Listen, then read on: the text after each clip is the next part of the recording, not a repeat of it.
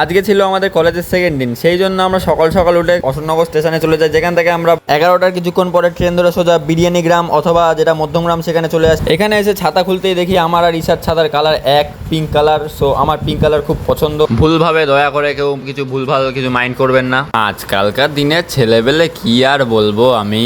তারপর আমরা হাঁটতে হাঁটতে সোজা ক্লাসে চলে যাই, যেহেতু আমাদের ক্লাস সেই সময় ছিল, যেহেতু আমরা বাইরে ঘুরতেও পারিনি। তারপর আমি একটু ক্লাসে নিজেকে একটু দেখে ফ্লেক্স করছিলাম, সবার মধ্যে একটু হিরো সাজার চেষ্টা করছিলাম, বাট সেটা আমি করতে পারিনি যেহেতু ম্যাম আসেনি। তাই জন্য আমরা সবাই ল্যাথ খাচ্ছিলাম একটু বসে বসে। তারপর ক্লাস শেষ হয়ে যাওয়ার পর আমরা সবাই আমাদের কলেজের ক্যাম্পাসটা ঘুরে দেখতে বেরিয়ে পড়ি আমরা সবাই একসাথে। দেখো যে যাই বল, আমাদের এপিসি কলেজের ক্যাম্পাসটা কিন্তু হেভি সুন্দর। এইদিকে ঝাউ গাছগুলো দেখে আমার দীঘার কথা মনে পড়ে যাচ্ছিল, মনে হচ্ছিল আমি দীঘার কোনো একটা হোটেলে চলে এসেছি, বাট সেটা না। আমরা আপাতত রয়েছি আমাদের কলেজে। এখন যেহেতু আমাদের ক্লাসটা শেষ হয়ে গেছে, সেই জন্য আমরা সবাই বেরিয়ে পড়েছি, কারণ আমাদের ট্রেনটাও গিয়ে ধরতে হবে, বাড়িও যেতে হবে, অনেক দেরি হয়ে গেছিলো আজকে।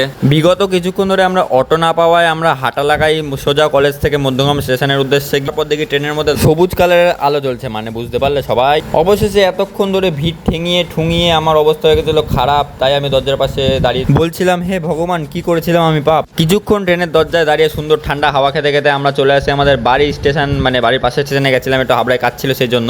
তো আজকের মতো ভিডিওটা এখানে শেষ। ভালো লাগে লাইক, শেয়ার, সাবস্ক্রাইব করবে। কালকে দেখা হচ্ছে, টাটা।